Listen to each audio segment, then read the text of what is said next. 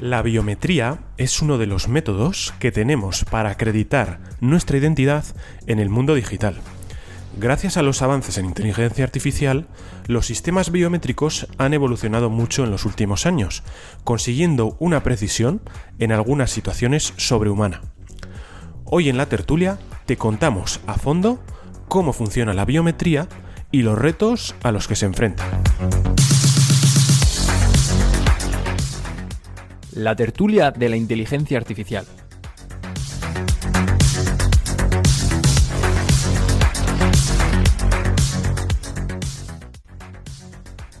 Ya falta menos para la singularidad. Bienvenidas, bienvenidos a la tertulia de la inteligencia artificial.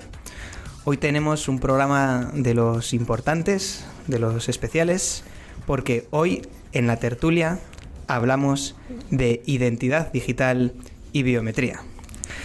Y para abordar tan fascinante tema, tenemos algunos de los tertulianos habituales. ¿Qué tal, Paco Zamora? Hola, encantado de estar por aquí otra vez, Íñigo. También contamos con Guillermo Barbadillo, bienvenido. Gracias, Íñigo. Y hoy tenemos adicionalmente dos invitados pues también muy especiales, como la ocasión lo merece. Nuestra primera invitada ya estuvo con nosotros en un programa de la tertulia de la pasada temporada, cuando vimos con ella el Reglamento Europeo de la Inteligencia Artificial. Así que bienvenida de nuevo, Leire Arbona. Muy buenas, hace mucha ilusión volver a estar. Y hoy también se estrena en la tertulia con nosotros una persona que nos hace mucha ilusión tenerla aquí, uno de los fundadores de Veridas, la empresa en la cual trabajamos los tertulianos y que precisamente es empresa de referencia en el mundo de la identidad digital. También uno de los fundadores de una de las empresas en el ámbito de la energía renovable pues, más importantes que ha habido. Y hoy contamos en la tertulia con Esteban Morrás. Bienvenido. Muchas gracias. Os escuchaba todas las tertulias y quería llegar a tener la categoría de tertuliano. Pues un placer para nosotros, Esteban. Y quien les habla, Íñigo Olcoz. Así que vamos ya directamente al tema, identidad digital.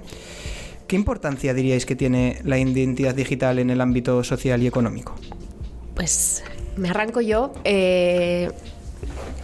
Yo creo que tenemos que volver, para contestar esa pregunta, primero tenemos que ir al origen, ¿no? ¿Qué importancia tiene la identidad en nuestras vidas? Somos seres humanos, pero cuando nos relacionamos con los demás, pero cuando vamos a ejercer nuestros derechos, a pedir una ayuda o incluso cuando nos imponen nuestras obligaciones, todo va basado en una identidad. Al final dentro de la Declaración Universal de los Derechos Humanos está reconocido nuestro derecho a la identidad. Entonces, toda nuestra vida se basa en quiénes somos y, por tanto, a lo que tenemos derecho y obligaciones. Y ahí se fundamenta la importancia en el ámbito social, económico y en todos los ámbitos de nuestra vida. Sí, básicamente en la medida en que la vida digital ha alcanzado muchas más dimensiones vitales, hemos pasado de ser usuarios de la red a ser clientes y a ser ciudadanos y a ejercer derechos también en virtud de ser ciudadanos. Eso lo sabéis vosotros mejor que nosotros, pero una entidad que haga una transformación digital potente debería de tener tres plataformas: una de identidad, otra de datos y otra de infraestructura. Pero ese es un punto en el que vosotros podéis aportar más que Leire y que yo. Sí, Esteban, muy interesante. Yo creo que en el contexto de la transformación digital, algo que tenemos que tener claro cuando hablamos de identidad digital, que cuando solo hablamos de identidad en el mundo real es obvio, pero cuando vamos a ese mundo digital ya no lo es tanto, es que no es lo mismo la identidad en sí misma que retazos de esa identidad, o los ingleses utilizan la palabra records, ¿no? Como atestiguaciones de esa identidad, que es con lo que normalmente nos manejamos en el mundo digital, ¿no? Hay algunos atributos que pueden conformar esa identidad, pero son como caras o prismas de una identidad más global, que es la nuestra real. Uno de los problemas aquí en los cuales nos enfrentamos es que Internet, que al final es el mundo en el que se mueve lo digital, nació sin esa capa de identidad y se ha ido luego subsanando o intentando subsanar, construyendo en base a esos récords, a esas atestiguaciones que se pueden ir haciendo de la identidad, que a veces pues, puede ser algo tan básico como un nick, un username y una contraseña. Entonces, el confundir a veces el tener una cuenta con acreditar una identidad, pues puede ser uno de los retos de esa transformación digital. Vale, tal vez podamos incidir en algunos de los casos de uso que pueden jugar un rol importante en esta identidad digital y en esta transformación digital. ¿Cuáles diríais que son? Pues a día de hoy estamos viendo casos de uso muy diversos en la identidad digital. Tú mencionabas ahora esas atestiguaciones o atributos. De hecho, esa parte de los atributos es algo que ya es un concepto técnico y jurídico en Europa a día de hoy para hablar de identidad digital, ¿no? Cuando nos registramos en una cuenta, lo habitual que mencionabas de crearte un usuario y una contraseña, pero si donde quiero crearme una cuenta es en un banco, desde luego no me sirve un usuario y una contraseña. Hay mucha normativa de prevención de blanqueo de capitales, financiación de terrorismo, etcétera, que hay que ir allá, hay que basar esa comprobación de quién está al otro lado de la pantalla en base a todas las normativas y legislaciones que hay en cada país. Aquí también tener en cuenta que nos encontramos con matices en esa legislación en cada país, por lo cual cuando vamos a proponer soluciones de verificación de esa identidad, vamos a tener muchísimas opciones que ir adaptando según el contexto. Otros casos, cuando interactúas, ya tienes una cuenta y quieres simplemente autenticarte en siguientes procesos. Normalmente utilizábamos una contraseña, pero de nuevo, hay en casos, y esto si queréis podemos hablar, ¿no? Ahora a continuación de esas distintas formas de autenticarme. Hay en casos en los que una contraseña no es suficiente porque no me da garantías de quién está al otro lado, porque las contraseñas pues las perdemos o las compartimos. Y entonces en esos casos pues todos en nuestro teléfono estamos ya acostumbrados a autenticarnos con nuestra huella o nuestra cara, que la tenemos integrada en el dispositivo.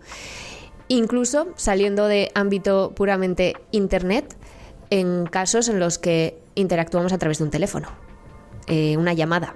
Cuando nos suele molestar, o por lo menos a mí, ¿no?, tener que estar cerca de un minuto dando información tuya. Es el teléfono del que llama, es su titular. ¿Usted es su titular? Sí.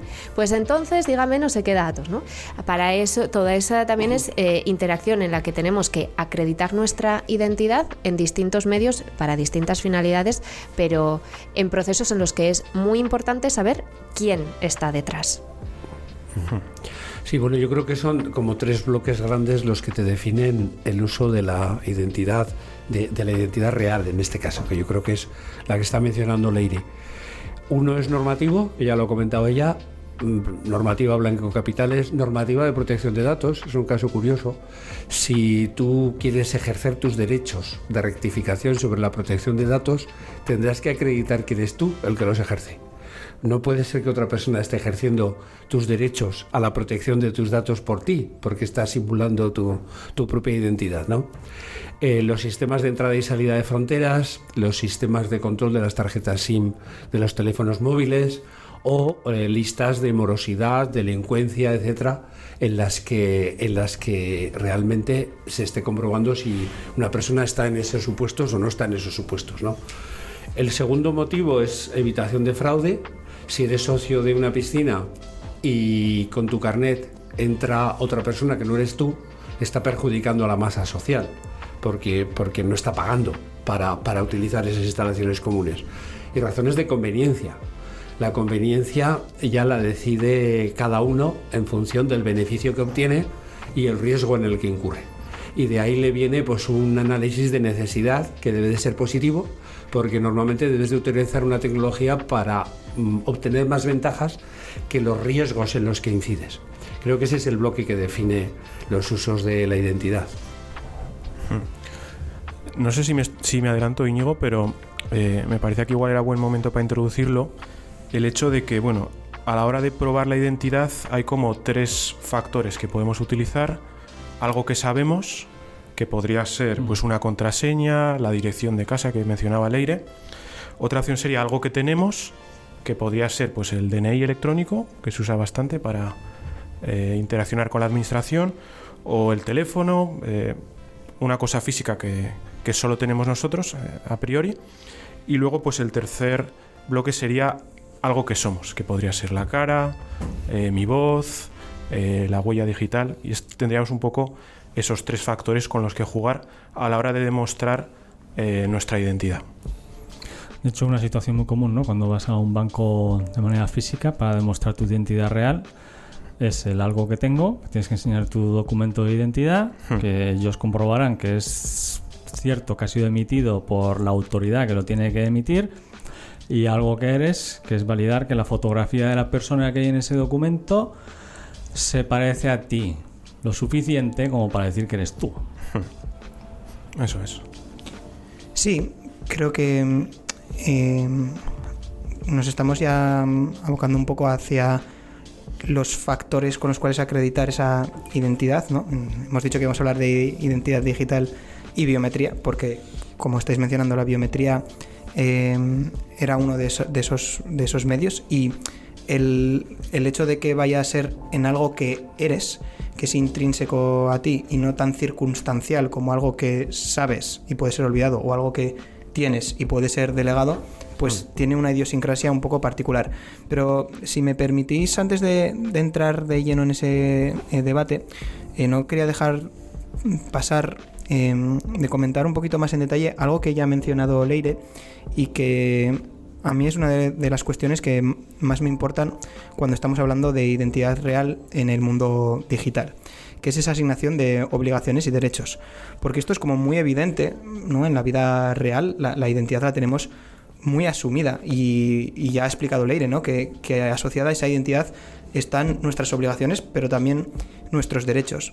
En cambio, parece que cuando fuimos al mundo de Internet, que bueno, ya sabemos que se construyó sobre unos pues parámetros de aspiracionalmente una libertad y un anonimato, yo creo que ahí se escapó algo, ¿no? Porque no puede haber libertad sin responsabilidad. Y lo que nos estamos encontrando muchas veces en Internet es que más que libertad lo que hay es impunidad. Lo suelo decir muy a menudo en la tertulia, bueno, en la vida en general, porque es una de las cosas que es, bueno, la cosa que más orgullosa estoy. Yo soy padre desde no hace mucho, y mi hijo todavía es muy pequeño, pero un asunto que, pues como a mi padre me puede llegar a preocupar mucho, es el tema del bullying. Entonces, cuando yo era más pequeño, el bullying ya era un problema, pero era un problema en un ámbito exclusivamente real. En los últimos años, pues el ciberbullying ha hecho que no se circunscriba solo a un caso muy concreto, bueno, que podía ser importante, ¿no? Como tu vida escolar, pero que estaba acotado, sino que es todos los días, a todas las horas, con el ciberbullying. Pongo esto como uno de los ejemplos en los cuales el que no exista una capa de identidad asociada, por ejemplo, a redes sociales, puede ser uno de los problemas que vemos de carecer de esa identidad real en el mundo digital. No sé cómo lo veis. Bueno, probablemente el problema. Desde luego uno de los más graves de toda la estructura de Internet. Yo creo que tienes, es decir, que tú en un periódico, si un periodista te acusa a ti de haber cometido un delito, el periodista que te acusa de eso y el medio en el que lo publica son responsables frente a ti, cuando tú consigues demostrar que era una falsedad. Si eso lo hace una persona que no ha acreditado su identidad, estás luchando contra fantasmas, porque realmente el daño se te está produciendo, pero no se tiene esa trazabilidad, ¿no? Lo mismo ocurre con las prescripciones. Si las prescripciones son falsas, no valen. No podemos fiarnos de un mundo en el que las prescripciones pueden ser falsas. Detrás de la mejora de Internet tiene que estar una capa de saber cuándo es una identidad real la que está actuando y cuándo no. Y eso sin perjuicio de que no siempre necesites actuar bajo tu identidad real. Puedes actuar bajo seudónimos, pero en casos en los que es necesario rascar y ver quién está detrás, porque quién ha podido cometer un cierto delito, al menos sospechoso de, pues poder llegar a quién está detrás, ¿no? Quién está acosando en redes, quién está haciendo declaraciones falsas que me están perjudicando a mi persona. Y el derecho al pseudonimato, de hecho, está incluso reconocido en la Carta de Derechos Digitales de España, con ese enfoque precisamente que comentabas. Yo creo que ahí el reto evidente está en cómo mantener esa privacidad, ¿no? De yo poder expresarme sin que nadie sepa quién soy dentro del foro en el que estoy, pues, comunicando mi opinión, para tener la posibilidad de llegar a conocer cuál es mi identidad real, pero que al mismo tiempo el que tiene esa capacidad de indagar no es una empresa gigántica como pueda ser una de las Google o Facebook o whatever, sino que tenga que ser bajo un criterio policial o alguien en quien puedo depositar la confianza de que no va a estar indagando para saber más de mí sin mi consentimiento. Ahí es en donde realmente va a haber un reto importante, porque eso no está ahora mismo todavía resuelto, que yo sepa, ¿no? Ahí hay dudas cómo hacerlo. Sí, yo creo que desde el momento en el que no está totalmente resuelto técnicamente, no lo tenemos resuelto a un nivel práctico.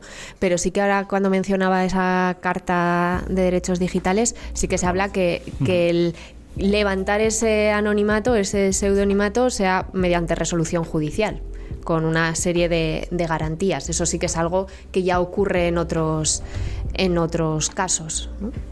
En materia, pues, de telecomunicaciones y demás, pues tenemos un poco más de recorrido. Sí, es importante destacar que acreditar la identidad es algo que no debe de hacerse por defecto. Solo debe hacerse cuando hay derechos en juego. Pongamos un ejemplo. Compro unas zapatillas en internet. ¿El vendedor tiene que acreditar su identidad? Sí. ¿Por qué? Porque si me mandan las zapatillas defectuosas, yo sé contra quién tengo que actuar para que corrija el envío. ¿El comprador tiene que acreditar su identidad? No. El comprador tiene que pagar y no acreditar su identidad. Es decir, el límite es si están o no en juego los derechos y obligaciones y los daños a terceros, etcétera. Si no están, puedes actuar anónimamente. Si actúas con seudónimo, como dice Leire, que está reconocido en la Carta de los Derechos Digitales, tienes que tener tu nombre detrás en un depósito seguro por si afectas a los derechos de otra persona. Porque entonces es un juez el que te puede obligar a que levantes la identidad que está detrás de tu actuación. Y si es la ley la que te está obligando a acreditar la identidad, entonces ya la acreditas directamente. Yo creo que ese es el contexto en el que tenemos que trabajar los temas de identidad. Y otra cosa interesante a este respecto, siguiendo el mismo ejemplo que ponía Esteban, si yo me estoy comprando unas zapatillas, no hace falta decir quién soy, pero si yo estoy comprando alcohol, tampoco necesitas saber quién soy, pero sí que necesitas saber que yo soy mayor de edad. Y ahí está el control de, también lo que decías, cuántos datos me van a pedir, ¿no? ¿Qué van a hacer con estos datos? Y enlazándolo de nuevo con lo que comentabas antes, Íñigo, de los atributos. Este concepto de los atributos, que son pequeñas cositas que conforman mi identidad, pues la mayoría de edad es una de ellas. Y ahora en todo este ecosistema que llegará de la cartera de identidad digital europea, del wallet, es también uno de los objetivos que persigue. Yo tener ahí acreditado que soy mayor de edad, y en este caso yo solo te digo que soy mayor de edad, pero no necesitas que te enseñe mi documento de identidad completo, porque no necesitas saber mi DNI, mi nombre ni dónde vivo, solo que yo nací a partir de X fecha. Vale. Viendo ya la importancia de la identidad digital, podemos retornar, si os parece, al punto, ¿no?, que mencionaba Guille, que es como la atestiguamos. Ya ha explicado Guille, pues a través de algo que tenemos, algo que conocemos o algo que somos. Ese hoy disyuntivo, pues a veces puede ser aditivo en función de cuál sea el caso de uso. De hecho, es bastante típico que te exijan al menos 2 de las 3. Pero como comentábamos, la biometría sí que tiene esa idiosincrasia de no poder escapar de lo que eres, frente a los otros métodos que sabes o que tienes, pues sí que tienen un carácter más efímero. Eso no quiere decir que tenga que ser la atestiguación por métodos biométricos como permanente, ¿no? o inescapable de ella, que podemos ahondar ahora un poquito más. Entonces, no sé si queréis empezar a explorar un poco más en detalle el tema de la biometría y ahondamos un poquito más en ella. ¿Os parece? Sí, yo, si me permitís, una cosa para abordar lo que acabas de comentar. Cuando se empezó a extender más la biometría en muchos procesos hace unos cuantos años, un concepto que acuñaron y que nos parece muy oportuno para explicar esto es: con la biometría podemos pasar de la presunción de la identidad a la certeza de la identidad, aunque luego hablamos de cómo que no basta solo con esa biometría, ¿no? Que esa biometría tiene que tener unas características de seguridad concretas para alcanzar esa certeza, pero en principio lo que yo soy no puede ser ni cedido ni robado.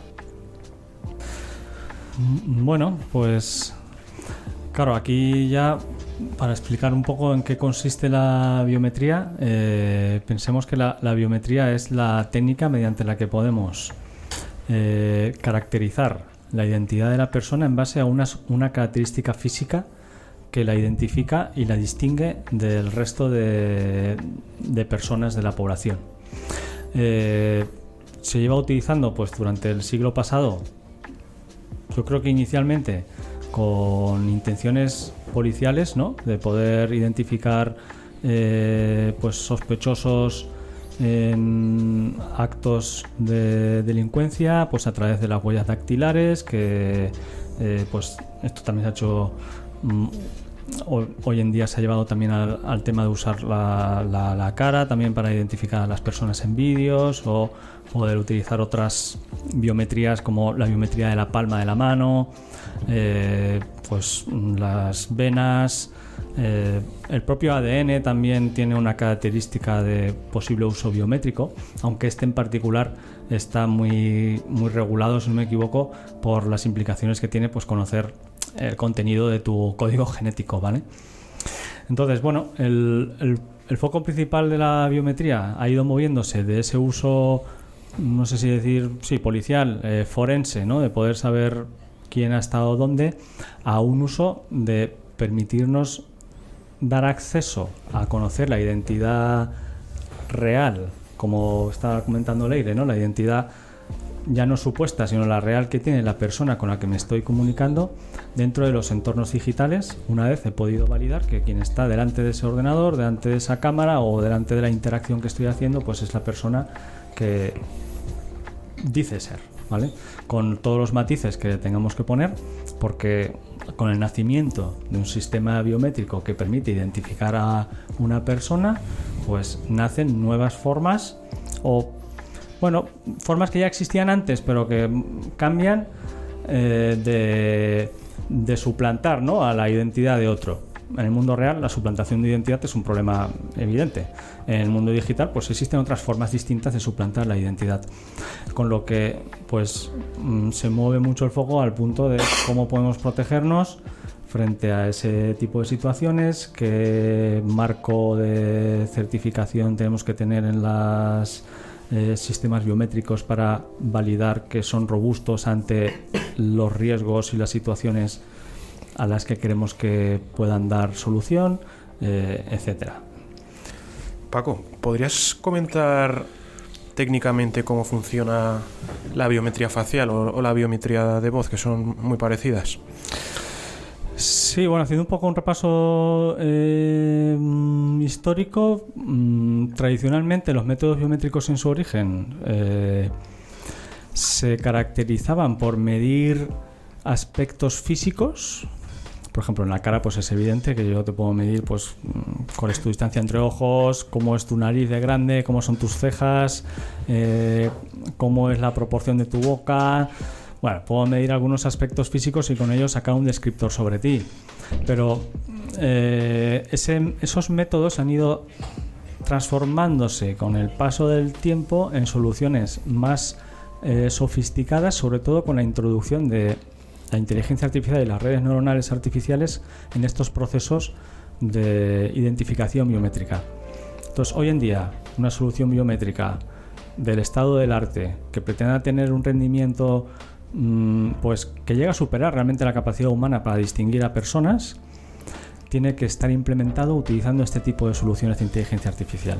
Aquí se produce un procesamiento de la señal, ya sea de voz o ya sea de cara, para poder extraer unas características que pueda alimentar el sistema de inteligencia artificial, y es este sistema el que procesa la información y genera finalmente un vector, lo que se llama una plantilla biométrica. Esa plantilla biométrica tiene una serie de números, pueden ser 128, 256, 500, los que sea que se haya definido en el diseño de ese sistema, y estos números representan de manera muy abstracta características sobre la identificación de esa persona. Digo abstracta porque ahí no está escrito lo que mide mi nariz o lo que mide mis ojos, sino tenemos una proyección de mi imagen en ese vector de una forma que es muy compleja, de donde todos los rasgos están entremezclados y es complejo poder separarlos.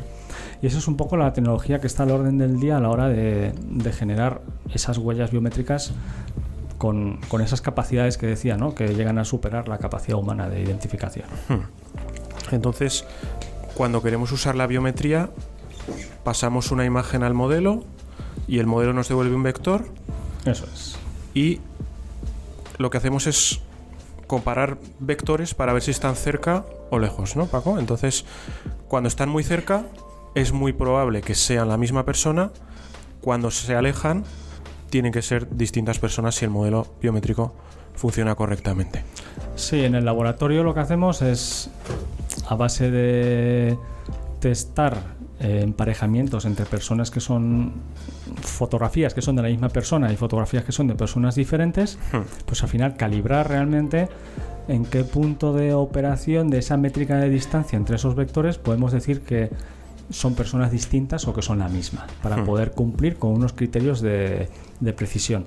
¿Dónde está hoy la precisión de la biometría, por ejemplo, facial? Pues esto lo lleva evaluando el Instituto de Estándares Americano, el NIST, desde el año 2018, creo, 17, y pues en el porcentaje de una equivocación en el 1 por millón, me están enseñando dos fotografías de personas diferentes y el sistema se equivoca y dice que son la misma, en uno de cada millón, ¿vale?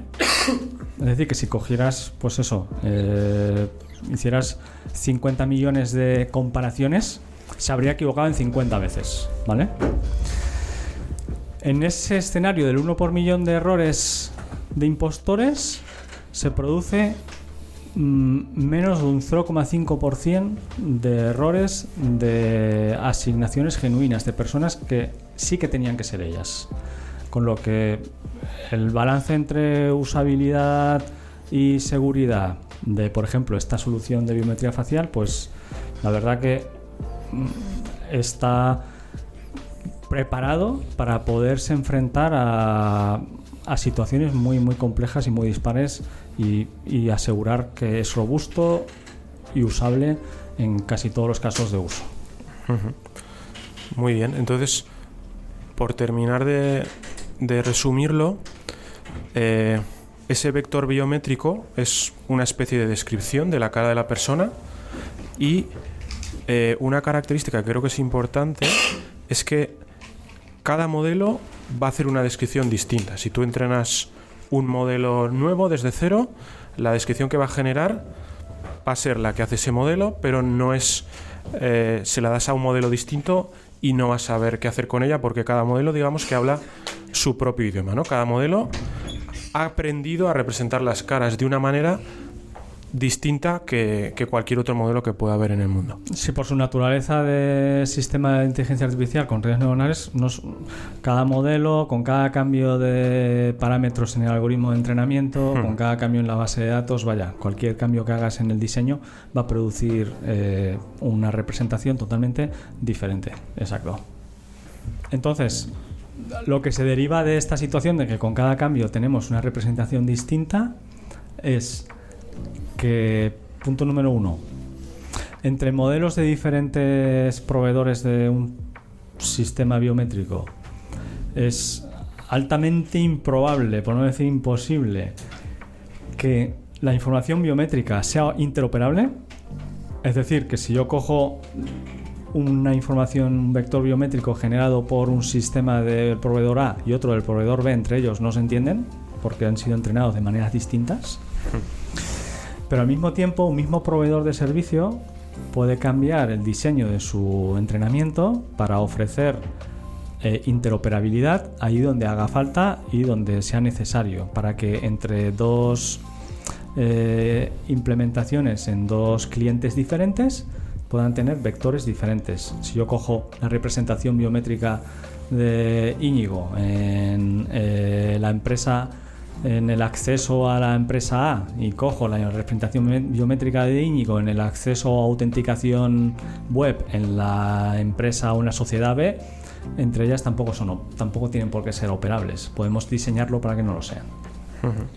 O sea, Paco, que recordando la frase que Eduardo Azanza nos dice tantas veces, el mito 1, si tú te comprometen una contraseña, te roban una contraseña, tú generas otra, pero si te roban tu cara, tú no puedes generar otra.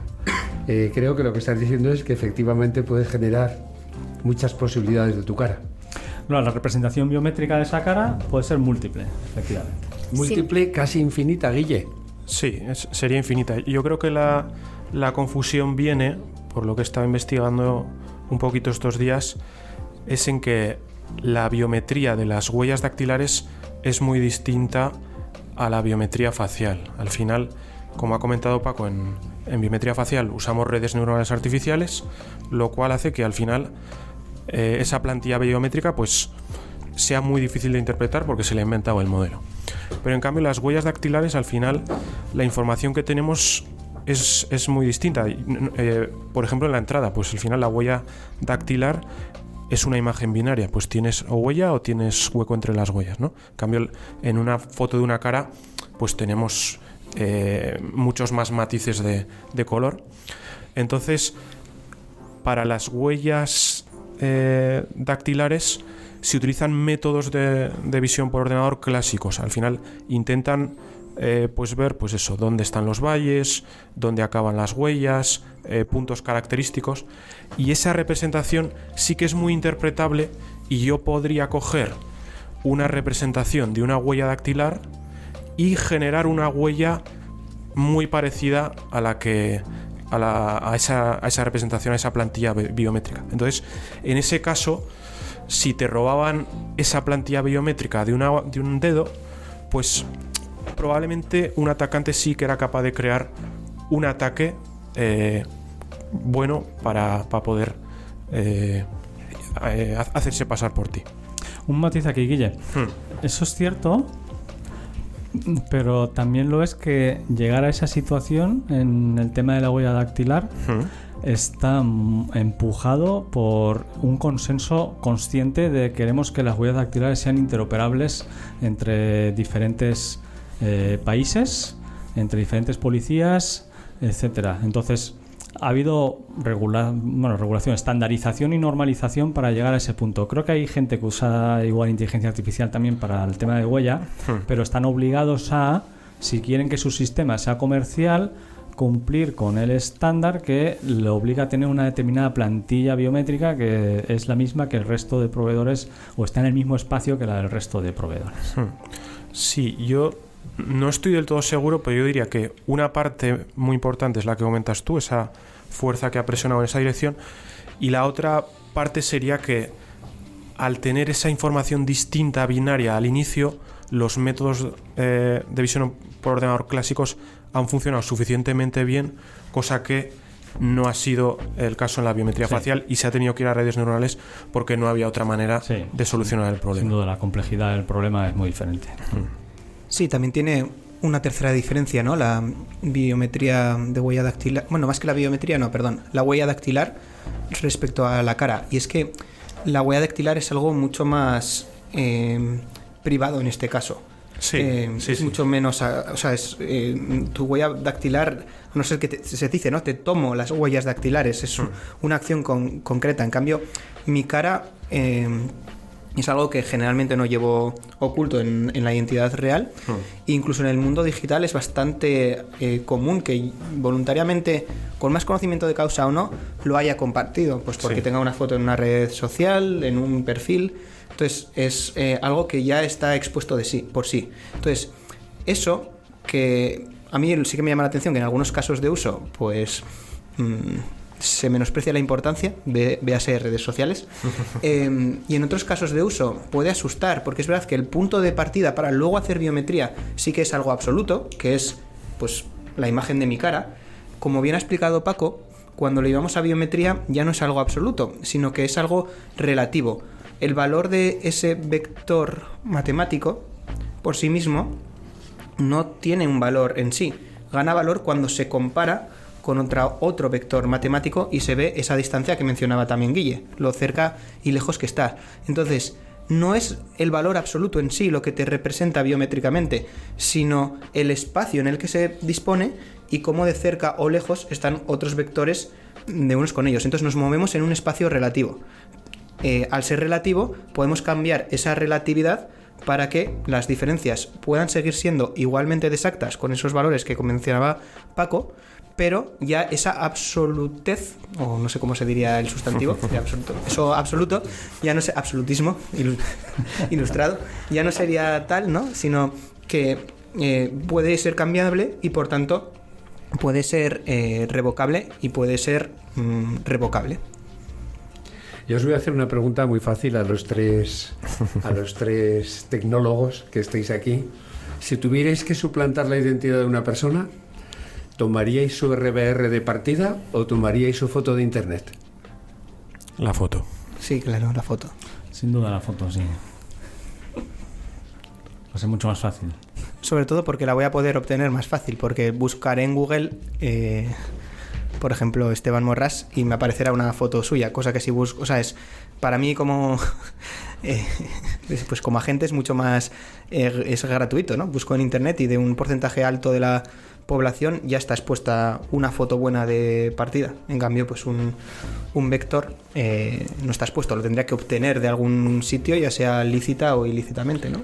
Tú estás, Leire, en la parte legal. ¿Tú dirías que las autoridades de protección de datos debieran advertir de que tiene mayor riesgo que esté una foto nuestra en internet que nosotros hayamos dado nuestra foto para realizar una gestión digital o un acceso físico?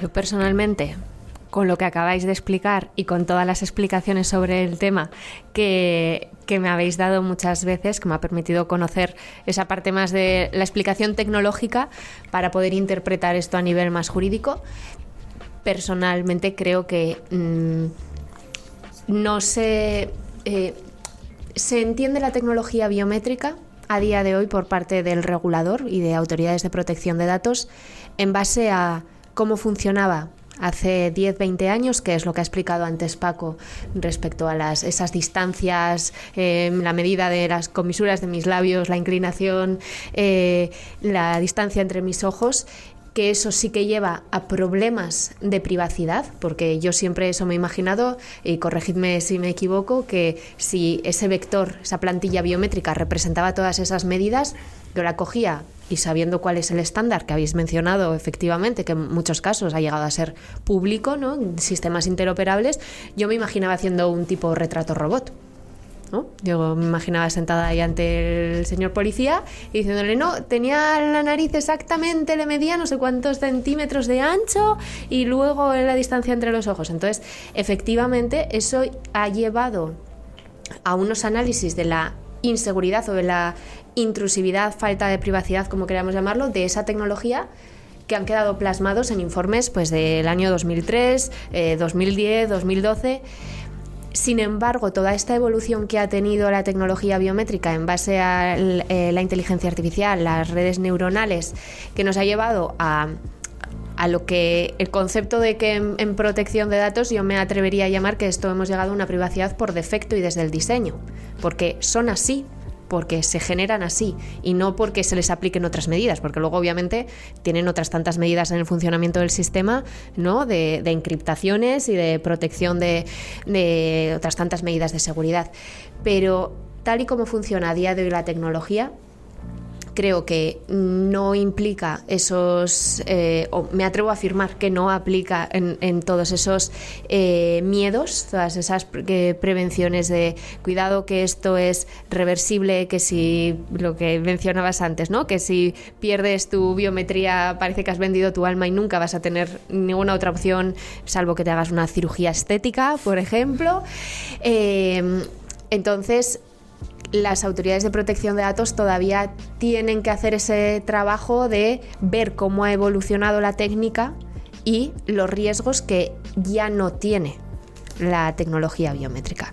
Y en base a eso, efectivamente, yo en foros de protección de datos y de identidad en los que se estaba retransmitiendo la sesión por internet a todo el que se hubiese suscrito sin ninguna restricción, yo he llegado a pegar mi vector biométrico moderno que estamos hablando, el RBR, mencionabas la referencia biométrica renovable, yo le he llegado a pegar en una presentación, así que puede que haya mucha gente por ahí en el mundo que la copiase y la pegase, y de momento nadie ha hecho, efectivamente se cumple todo lo que habéis dicho, nadie ha hecho absolutamente nada con ello y me siento totalmente segura. Es que realmente robarlo no sirve para nada, porque pensando como si fuera una llave, el sistema luego en el que tú pudieras meter esa llave no te lo va a aceptar, porque tú cuando quieres verificar tu biometría no le das ese vector biométrico, tú le pasas la cara. Entonces es mucho más inteligente desde un punto de vista criminal partir de la cara que partir del vector, porque es que el vector, para poder usarlo vas a tener que hacer un ataque muchísimo más complicado de entender cómo funciona el sistema, o sea, es 1000 veces más complicado y no tiene ningún sentido. Evidencia de esto es que por lo menos que se sepa y que hayan dicho los organismos de ciberseguridad, no existen en este momento evidencia de que haya en internet, en la dark web ni en ningún sitio, bases de datos de vectores biométricos robados, frente a las cientos y cientos y cientos de bases de datos de fotografías, DNIs y bases de datos de cualquier entidad.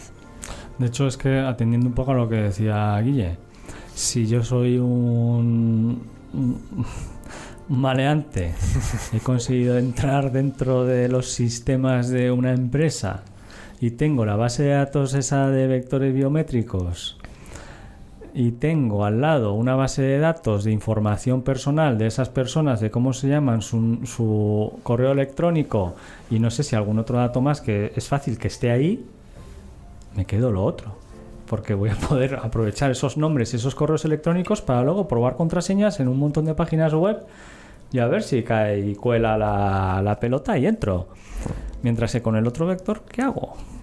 No puedo hacer nada. Crear contraseñas o crear un DNI falso. Muy bien.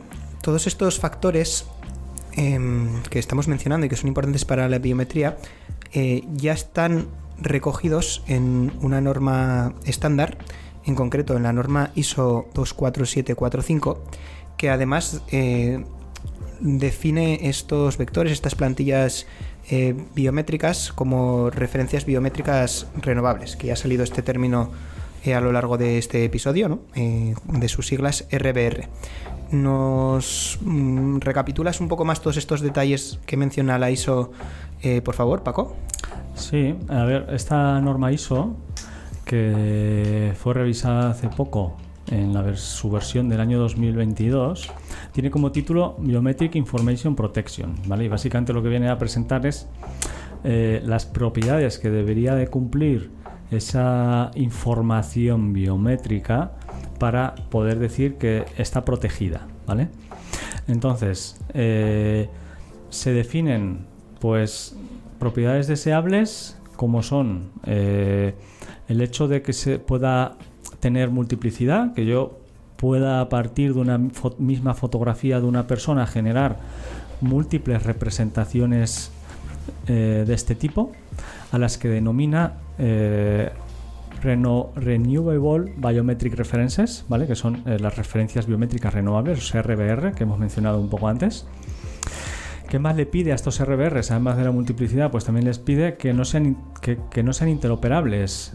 No sean interoperables desde el ámbito, como lo que mencionábamos antes, de que distintos proveedores de un mismo servicio, entre ellos sus RBRs, no se puedan hablar. Yo no pueda saber que es Íñigo el que se ha registrado en esos dos lugares, porque su RBR es diferente en un sitio que en el otro, ¿vale? Y al mismo tiempo que también pueda ser interoperable en un sentido de si un mismo proveedor ofrece múltiples servicios, pues que en cada uno de ellos la identidad de esa persona se represente de manera biométrica con un RBR diferente.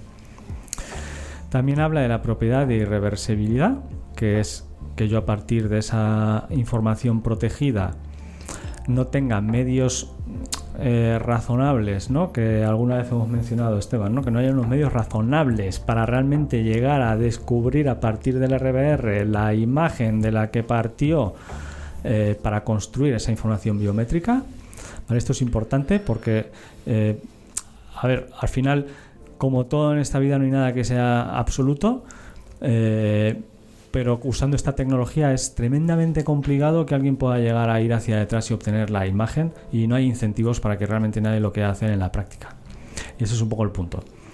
Y finalmente la posibilidad de revocar y el RBR, de que no sea permanente, de que si yo me quiero dar de baja en un sistema pueda tener la certeza de que ya no se puede utilizar el RBR que existía antes, porque por las características del sistema nunca más se van a generar vectores que estén en ese mismo espacio, que puedan hablar con el RBR antiguo. Una vez lo revoco, ya no se va a poder volver a utilizar es una representación equivalente, con lo que hemos eliminado también la posibilidad de que permanezcan de manera absoluta. Muy bien, gracias Paco. Y aparte de estos aspectos que recoge esta norma ISO, ¿consideráis que puede haber más factores importantes para mitigar o eliminar estos riesgos que pueda llegar a tener la biometría? Yo creo que hemos abordado lo que es los riesgos o ya la superación de ellos en la tecnología biométrica en sí, pero ahora hay que ver, cuando vamos a su uso, todos los ataques que hay a la misma, o todos los riesgos de discriminación, de suplantación de identidad, etcétera, que pueden venir asociados al uso de este tipo de tecnología, que es cuando antes hacíamos referencia a esa certeza de la identidad. Pues para tener esa certeza, obviamente tiene que haber alrededor de esto una serie de garantías de que no están suplantando mi identidad. En el mundo físico diríamos que nadie se ha puesto una careta y se está haciendo pasar por mí, pero en el mundo digital cada día vemos aparecer nuevas formas de atacar a cualquier sistema o intentar engañar a los sistemas. Sí, muy interesante eso, Leire, en el sentido de cómo podemos atacar al sistema. Lo primero que tenemos que entender es un poco recordar de qué parte se forma, ¿vale? Antes hemos hablado un poco de ello. El sistema, pongamos un sistema de autenticación biométrica, lo que tiene es un componente de captura. Ese componente de captura es el que va a tomar un registro de la característica física de la persona en la que estamos interesados. Luego tiene un componente de extracción de características, que es el que o de tratamiento de la señal, perdón, sí, hay un componente de tratamiento de la señal y de extracción de características, que es el que se encarga de procesar esa información y finalmente construir ese RBR que mencionábamos. Puede ser que haya una búsqueda en una base de datos o la recuperación de otro RBR anterior que yo le tomé a esa persona para poder identificarla en ese momento, y finalmente un algoritmo de matching que compara esos dos RBRs y toma una decisión de si son el mismo o no son el mismo. En cada uno de esos componentes realmente yo puedo hacer un ataque digitalmente, pues tengo una tecnología, puedo intentar hacer ataques a cualquiera de ellos. En la práctica, pues muchos de ellos están encerrados bajo pues la nube del proveedor o los sistemas informáticos del proveedor, con lo que atacarlos pues requiere un esfuerzo bastante importante y está más allá de el ataque que quisiera hacer un defraudador para intentar hacer un ataque de suplantación de identidad, ¿vale? Ya si quieres romper los sistemas, pues ya estás buscando otra cosa, ya entras dentro de ese lugar y tienes que saltarte todas las protecciones de ciberseguridad que se hayan puesto para poder llegar hasta allí. Bueno, eso lo voy a dejar un poco fuera, ¿vale? Entonces, ya atendiendo a los dos al componente principal, que es el componente de captura, el que recoge el rasgo físico que nos interesa. Ahí podemos atacar antes de llegar a él con ataques de presentación. Los ataques de presentación que serán enseñarle la fotografía de una persona, por ejemplo en un teléfono móvil, o ponerme una máscara de papel y enseñársela a la cámara, ¿vale? Y justo después del componente de captura están los ataques de inyección, que son ataques que suponen en inyectar la información biométrica que yo tengo previamente. Por ejemplo, como decíamos antes, si quiero conseguir suplantar la identidad de alguien, pues voy a buscar su fotografía en internet. Pues efectivamente busco su fotografía y me las arreglo para romper la seguridad de la aplicación informática que se utiliza para tomar la captura del rasgo físico y meterle ahí la información biométrica que yo he robado de esa fotografía de la persona a la que quiero suplantar. Por ejemplo, una cámara virtual. Por ejemplo, ¿vale? Podría tener una cámara virtual y mediante un ordenador, incluso tener un emulador dentro del ordenador que emula un teléfono móvil, bla, bla, bla, bueno, cualquier cosa que quiera disponer, para ahí meterle esa fotografía y hacerle crear al sistema que es una fotografía capturada por la cámara real, ¿vale? Claro, ante todas esas dos frentes, ¿no? Lo relevante aquí es cómo protegemos los sistemas biométricos ante esas dos tipologías de ataques. La manera en la que estamos enfrentando el problema como comunidad es definiendo esquemas de certificación con distintos niveles de seguridad para cada una de esas situaciones. Entonces tenemos esas certificaciones para poder protegernos frente a los ataques o poder medir la capacidad que tiene el sistema de resistir ataques a cada una de esas situaciones, ya sea de presentación o de inyección.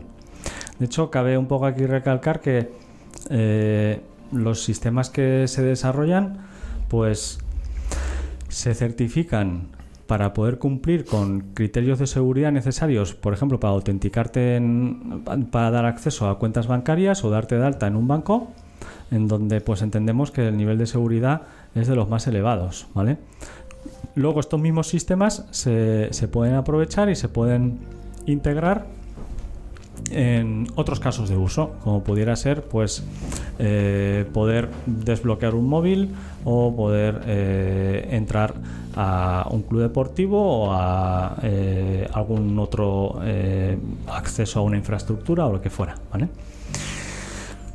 El certificarte tus sistemas con estos estándares, como decía antes, es la manera en que la comunidad biométrica está enfrentando el problema, dando una solución que es, vale, tu proveedor, búscate la vida en desarrollar los sistemas de seguridad que necesites para que si yo testo tu sistema con todas estas capacidades de ataque, con ataques de mucha variedad. De hecho, llegamos a identificar de ataques de presentación 17 o 18 tipologías distintas. Frente a todas esas casuísticas, testa tu sistema, valida que efectivamente es robusto y luego nosotros iremos, lo evaluaremos también con todas esas tipologías y pondremos un aprobado si has conseguido pasar con que ninguno de esos ataques se haya podido colar en tu sistema. Esa es un poco la manera en que la comunidad se ha enfrentado al problema, con lo que se han creado innovaciones dentro de los propios proveedores de servicio que diría que incluso han llegado a estar por delante del estado del arte académico muchas veces, porque tampoco se hace público cómo lo ha resuelto de una manera muy elevada, porque evidentemente son temas de seguridad muy importantes y creo que esa forma de funcionar da mucha confianza en que los sistemas puedan seguir evolucionando y enfrentándose a estos problemas, y conforme salgan nuevos seguir resolviéndolos y en el tiempo seguir estando en ese nivel de seguridad. Sí, de hecho yo, Íñigo, repasando un poco el tipo de organizaciones ante las que estamos testando nuestras soluciones, realmente el elenco con el que trabajáis diariamente para eso es muy relevante, ¿eh? Empezamos por el Instituto Nacional de Estándares y Tecnología de Estados Unidos, el NIST, en el que estáis acudiendo de forma constante y recurrente. La Organización de la Aviación Civil, ICAO, también ha emitido pautas y normas relacionadas con la biometría. La Interpol también tiene recomendaciones y cosas que las estamos teniendo en cuenta. La Agencia Europea de Ciberseguridad, ENISA. Hay una asociación internacional de evaluación y pruebas biométricas que es IBETA, en la que ahí sí que creo que hemos hecho recientemente una de las primeras certificaciones del mundo, ¿no, Paco? Sí, hemos conseguido ser los primeros en certificar un sistema de biometría de voz frente a ataques de presentación como los que mencionaba antes, ¿eh? Bueno. Luego tenemos la Fast Identity Online Alliance, que es el FIDO en California. El Esquema Nacional de Seguridad en España, que tenemos calificación de nivel alto, y este está emitido por el Centro Criptológico Nacional. O sea, es decir, han madurado ya los modelos de certificación de las soluciones biométricas, porque las soluciones biométricas se están aplicando ya en todo el mundo y se están aplicando en montones de casos de uso. Y ahí hay empresas que están en un primer nivel en cuanto a obtención de esas certificaciones, y eso es exigible para tener una biometría responsable, ¿no, Paco? Sí, totalmente. Conseguir estar al más alto nivel en el proceso de certificación, pues realmente es la única manera de asegurar la confiabilidad de tu sistema conforme al estado del arte. Es donde hay que estar. Por cierto, creo recordar que llevamos ya casi 7 años presentándonos al NIST en relación con la evaluación de nuestros motores biométricos. Al principio pensábamos que era algo muy inalcanzable por el tamaño de empresa nuestro, por los medios con los que partíamos, y luego fuimos consiguiendo resultados que al menos yo calificaría como excepcionales. ¿Cómo lo habéis vivido este proceso, los que habéis formado parte de él y los que habéis sido protagonistas del mismo? Sí, bueno, no solo al NIST, sino también como empresa hemos participado en bastantes concursos. Pues suele haber concursos de biometría, también concursos de anti-spoofing, de las pruebas de vida. Y bueno, al menos en mi caso, yo soy una persona muy competitiva. Me gusta mucho participar en concursos.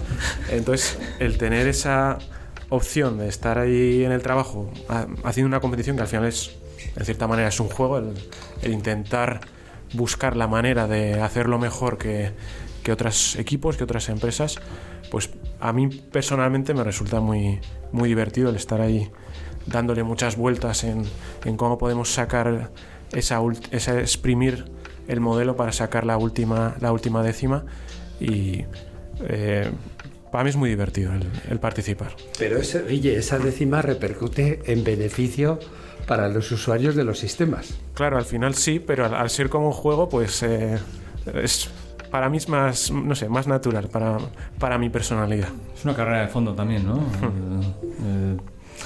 porque al final estás año tras año ahí participando y vas viendo cómo evoluciona el estado del arte y tienes que estar encima de él y correr esa carrera para poder mantener la calidad del sistema conforme evoluciona sin perder el hilo.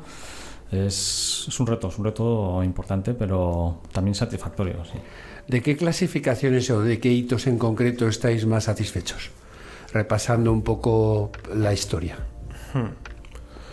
Bueno, a ver, algunas no se pueden comentar, algunas competiciones te exigen que no cuentes cómo has quedado, entonces vale. no sé si la que voy a mencionar es una de ellas, no lo recuerdo bien, pero para mí quizás la más interesante, al menos a nivel de resultados, fue una que organizó el NIST, en la cual había que combinar la biometría facial con la biometría de voz, que las dos las trabajamos en Veridas, y me pareció muy, muy interesante porque la biometría facial es claramente más precisa que la biometría de voz. Al final, pues en la foto de una persona es mucho más fácil reconocerla que solo con la voz.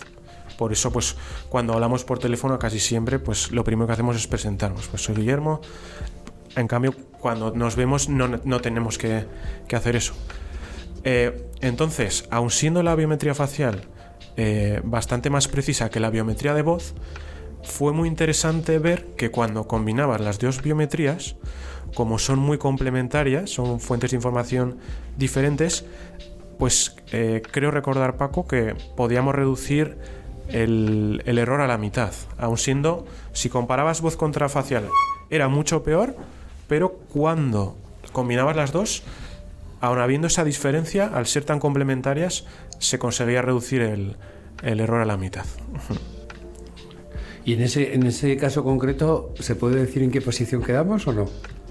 Bueno, siendo un podcast que yo creo que podemos decir que estábamos en el top. Un top bastante alto, pero... ¿En el top 2?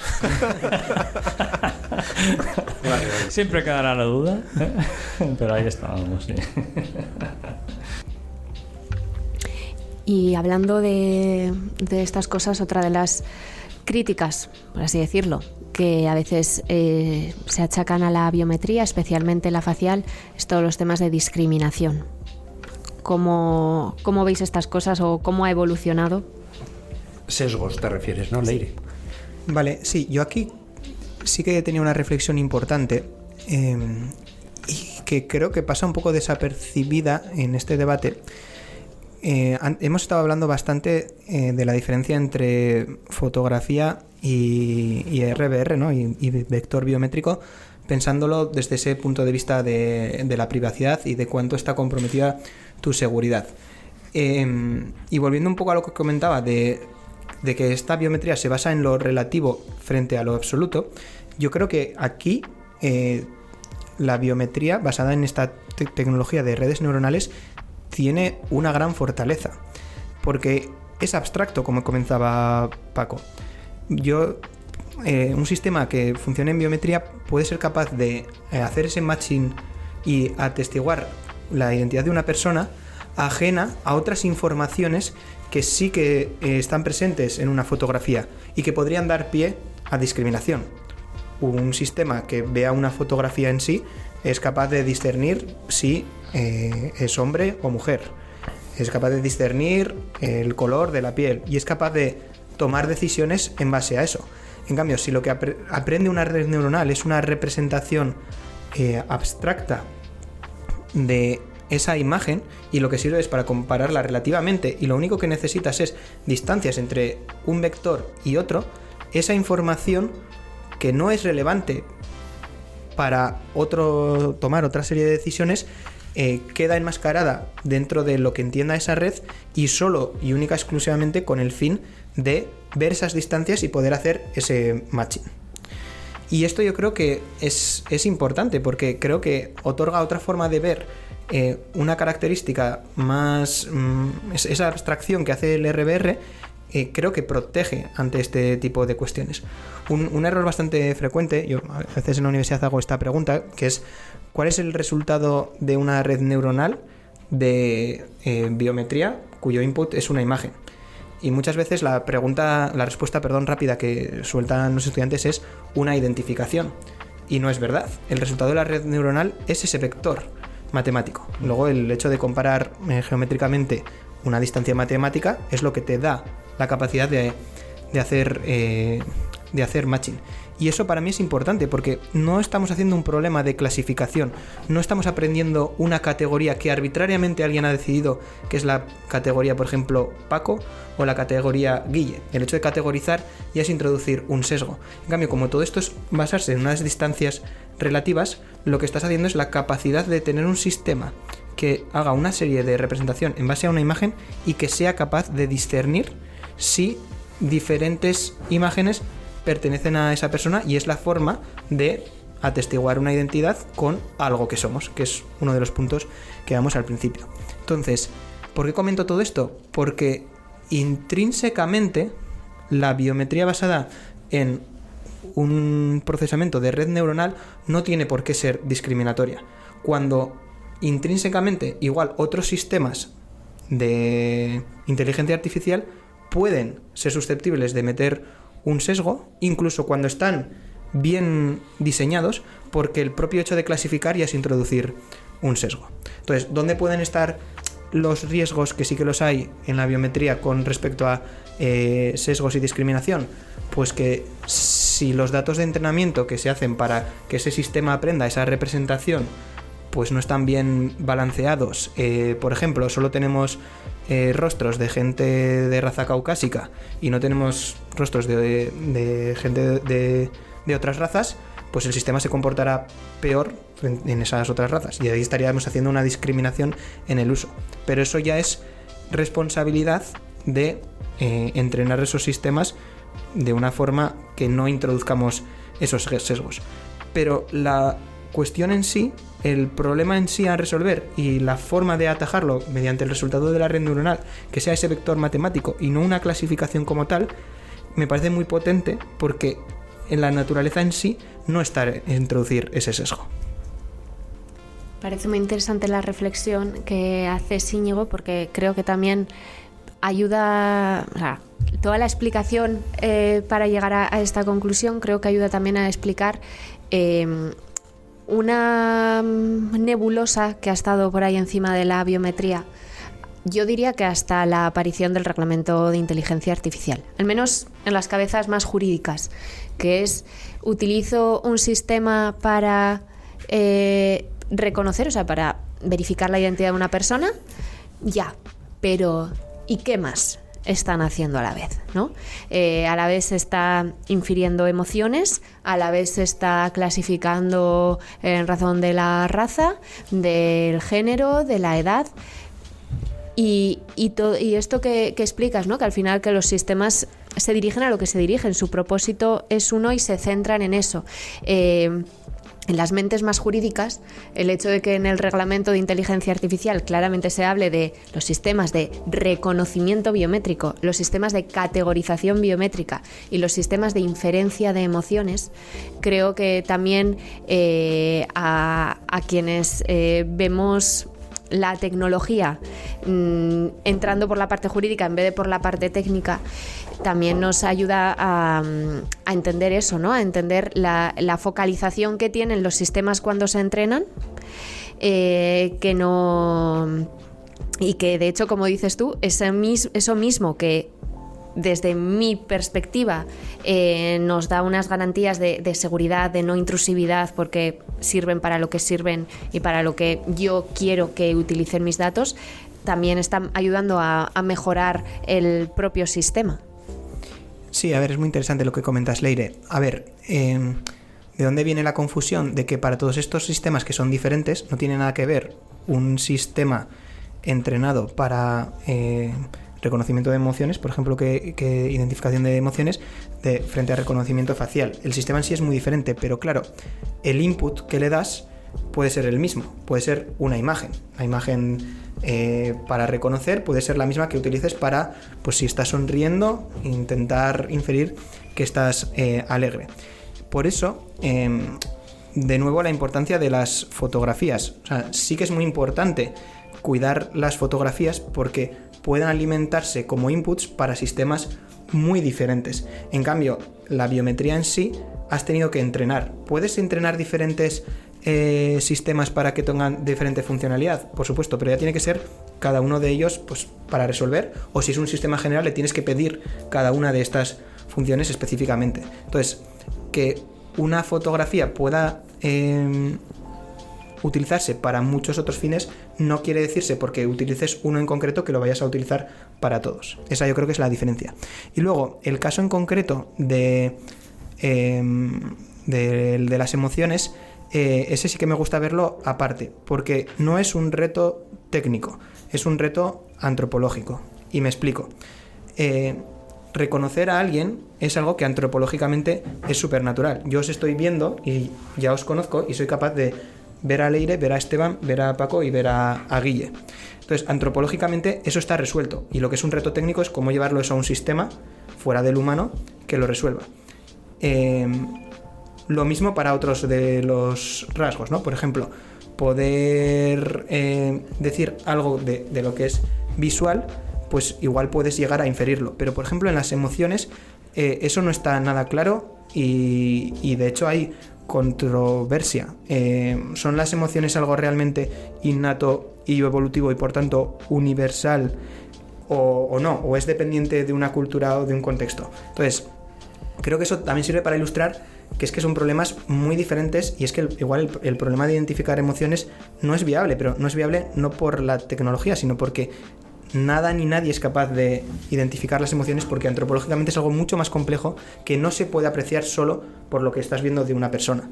En cambio, sí que solo viendo a una persona puedes ser capaz de identificarle biométricamente. Muy bien, entonces ya viendo ¿no? qué tenemos con la identidad digital y qué tenemos con la biometría, pues igual nos podemos preguntar y el ahora qué, ¿no? O sea, ¿qué tipo de pasos se pueden dar para garantizar un uso responsable de esta identidad digital? Y aquí pues me interesa especialmente el punto de vista de Esteban y de Leire, ¿no? Que al final sois los reputados juristas y no aquí los cuñados, ¿no? Que estamos aquí cada día en la tertulia, los que yo creo que nos podéis arrojar más luz en todo esto. Vale, yo sí creo, o sea, yo soy licenciado en Derecho, Leire es la que tiene mucho más conocimiento jurídico que yo de este tema, pero vamos, yo suelo incidir en una cuestión que es más personal que conceptual, de temas jurídicos, que es la necesidad de la coordinación. O sea, es decir, estamos ante temas nuevos, estamos ante temas novedosos, estamos innovando, somos pioneros. Y se suele decir que a los primeros pioneros se los comen los indios. Entonces, realmente lo que necesitamos es que los reguladores primero hablen entre sí. ¿Por qué? Porque las cuestiones que estamos hablando aquí ahora de identidad digital, de inteligencia artificial, realmente afectan a 3 ámbitos. Afectan de lleno a la protección de datos. De hecho, yo creo que vosotros lo que hacéis es desarrollar sistemas para que cumplan con la protección de datos. O sea, las guías que marca la protección de datos son las que marcan los sistemas y los problemas que resuelven. Tienen que resolver problemas relacionados con la protección de datos. Pero también están en el espacio de la ciberseguridad, porque estamos hablando de cuestiones digitales, y también están en el espacio de la inteligencia artificial. Entonces es esencial que las 3 autoridades hablen, trabajen conjuntamente y se coordinen plenamente entre sí. No es razonable que un desarrollador tengamos que escuchar que una autoridad de ciberseguridad nos dice que un sistema es altamente recomendable para conseguir un nivel de seguridad alto, que otra autoridad nos diga que es de alto riesgo y que una tercera autoridad nos diga que es de bajo o nulo riesgo cuando lo utilizamos en proximidad y con la participación activa del individuo. Es decir, necesitamos que las 3 autoridades hablen entre sí y necesitamos que las 3 autoridades hablen mucho más con los desarrolladores y con los científicos. La comunidad que dice Paco, ¿no? que la habéis estado refiriendo en este campo. Esa comunidad biométrica está para dar satisfacción a todos los problemas de quien use esta tecnología y para dar cumplimiento a todas las recomendaciones que lancen las 3 autoridades. Entonces yo insisto en la importancia que tiene tener seguridad jurídica y la importancia que tiene el que esa seguridad jurídica la aporten cada una de esas 3 instituciones y coordinadas entre sí. Y luego le diré, hay otros temas de fondo que también son relevantes. Yo lo primero que se me viene a la cabeza al pensar en esto es, diría, una de las principales reflexiones que extraigo de todos estos años conviviendo con tecnólogos, ¿no? Que los abogados, los juristas, normalmente nos metemos a analizar la ley, a interpretarla, y lo hacemos desde nuestra perspectiva. Pero lo hemos hablado a lo largo de toda la tertulia de hoy. La importancia de entender lo que se está regulando. Entonces, esta parte que comentaba Esteban, de esa coordinación y ese... es que a veces no es ya solo una coordinación, sino es simplemente una coherencia de criterios, ¿no? Una homogeneidad dentro de España o dentro de la Unión Europea, cuando estas leyes aplican por igual en principio en todos los países. Ya no es solo eso, es esa parte de ese diálogo con los tecnólogos, y ahí creo que nosotros también tenemos una responsabilidad, y aquí me estoy metiendo en la parte de tecnólogos o de la parte de empresas desarrolladoras. Nosotros tenemos que hacer un grandísimo esfuerzo de explicabilidad. Más allá de lo que marcan a día de hoy las normativas de explicabilidad, de transparencia en inteligencia artificial. Tenemos que indagar, porque a vosotros os resulta muy, muy normal, muy entendible de todo lo que hablamos. A Esteban y a mí, cuando nos lo explicáis, pues tardamos varias preguntas y respuestas, días, semanas y meses en terminar de hacernos la concepción completa. Pero a alguien que no está en el día a día metido en esta cuestión de la biometría, pues le lleva mucho más. Entonces, tenemos que conseguir esa explicabilidad muy divulgativa, pero no sirve de nada explicarse si tu contraparte al otro lado de la mesa no tiene una voluntad de entendimiento. Entonces, eso creo que es, yo si lanzase un reto a día de hoy, es ese. Por nuestro lado, más ejercicio de explicabilidad muy divulgativa, y por la otra parte, por el regulador, ese ejercicio de entendimiento de algo que no es jurídico, que es puramente técnico, pero necesario para saber aplicar los conceptos jurídicos. Muy interesante, Leire. Yo recogería el guante, hablando desde el punto de vista de los ingenieros, ¿no? Y creo que no es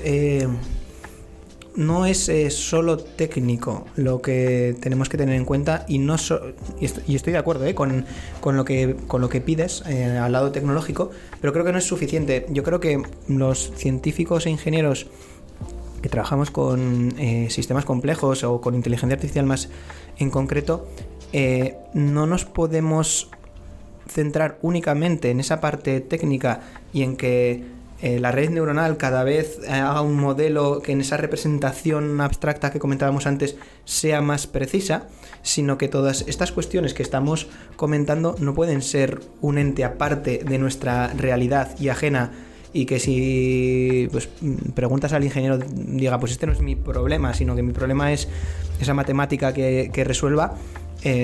Eso yo creo que es un error. La responsabilidad de los científicos y de los ingenieros no puede ser solamente la técnica, sino también tiene que ser la ética, porque esos sistemas no funcionan en el vacío, no funcionan sin un contexto, ni se aplican en un vacío ni se aplican sin un contexto, sino que se aplican en casos de uso reales que tienen un impacto en situaciones y en personas reales. Entonces eso tiene que estar presente tanto en el desarrollo como en la producción como en la aplicación.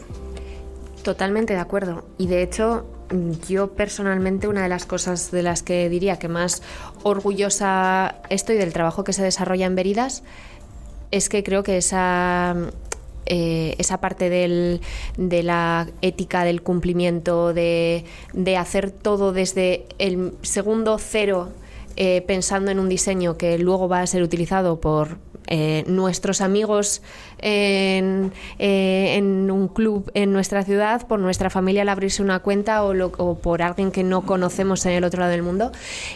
Creo que es fundamental y que creo que es importante precisamente lo que dices, ¿no? Que no se vea como una obligación de algo añadido y ahora hay que aplicar estas medidas adicionales, sino que forme parte de la base de lo que estamos haciendo, una inteligencia artificial ética y responsable.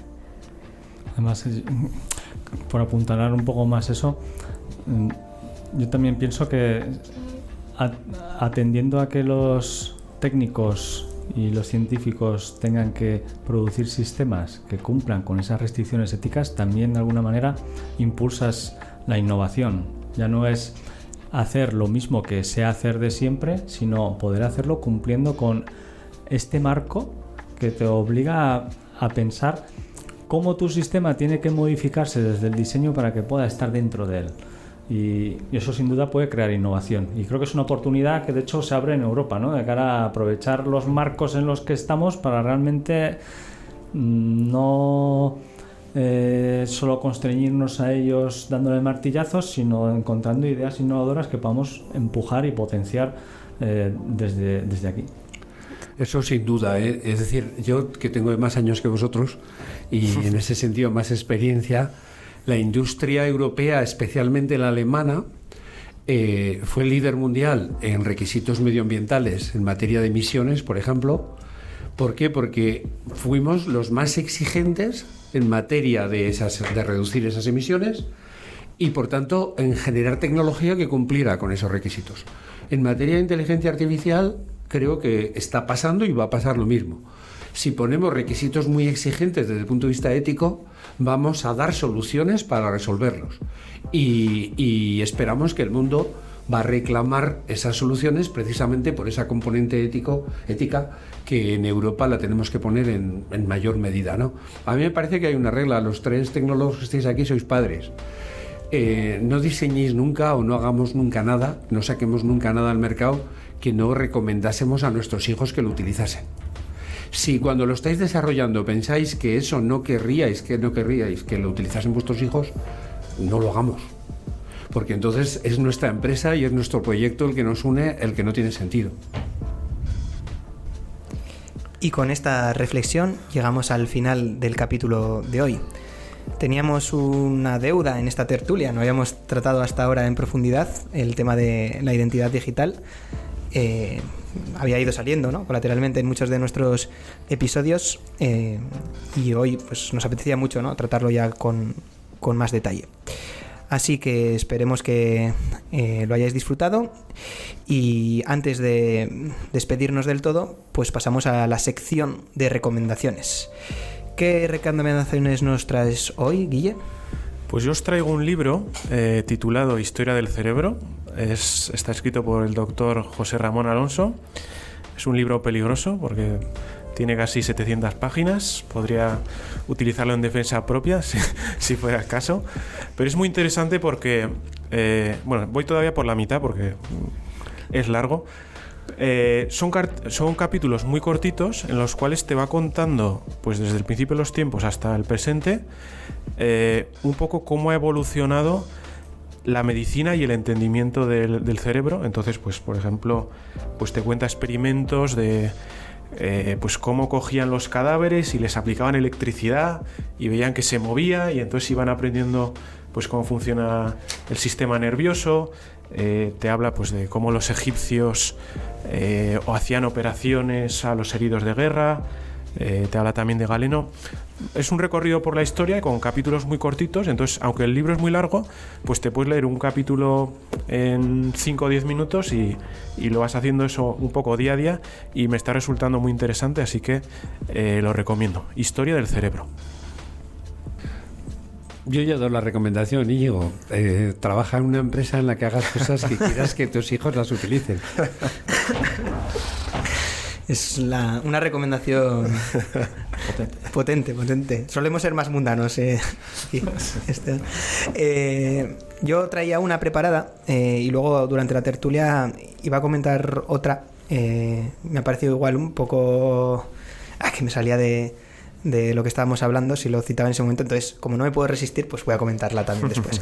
La que tenía preparada es un libro, el libro se llama Learning Digital Identity, está escrito por Philip J. Windley y bueno, es de la editorial O'Reilly y es un libro de referencia para técnicamente hablar de identidad digital. Bueno, yo creo que Paco, Guille, lo habéis leído también. Sienta como un marco teórico muy potente para trabajar con sistemas de identidad digital y para conceptualizar los problemas de identidad digital desde un punto de vista técnico, y especialmente recuerdo yo el capítulo de la criptografía y bueno, pues de las claves pública, privada, de cadenas de confianza, etcétera, pues que estaba muy bien, la verdad. Y luego ya de forma improvisada, cuando estábamos hablando del tema de la responsabilidad, ¿no? Y que no es lo mismo privacidad contra impunidad, me ha recordado a una frase que creo que sale en una peli que me gustó mucho, y así la meto con calzador y la recomiendo, que es la película de La habitación de Fermat, que no sé si la habéis visto. No sé. Pues creo que la he visto, pero... Yo creo que te la he oído a ti. Puede ser. Es una peli súper recomendable porque es... ¿Qué nota le pones, Íñigo? Pues lo voy a mirar en mi Film Affinity. Ahora lo miro sobre la marcha mientras voy hablando. Entonces, la película dice una frase que me gusta mucho. En un momento dado preguntan pues qué superpoder le gustaría a cada uno. Y hay un personaje, que además es un personaje un poco... Bueno, un poco... que no da tan buena espina. Y ese personaje dice que la invisibilidad. Entonces hay otro personaje que le responde que y a ver por qué la invisibilidad, porque no se le ocurre de qué te vas a iniciar la invisibilidad si no es para hacer cosas malas.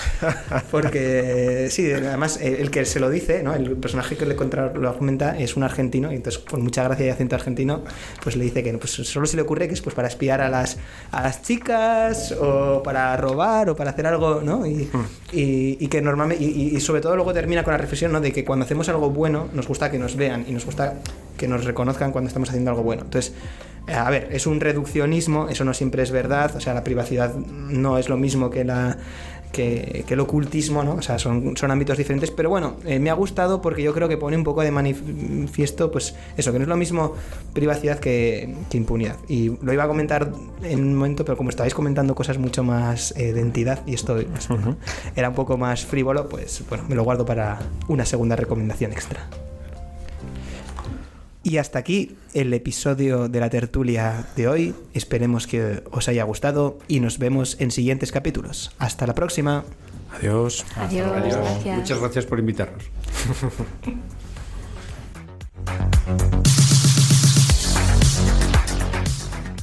La tertulia de la inteligencia artificial.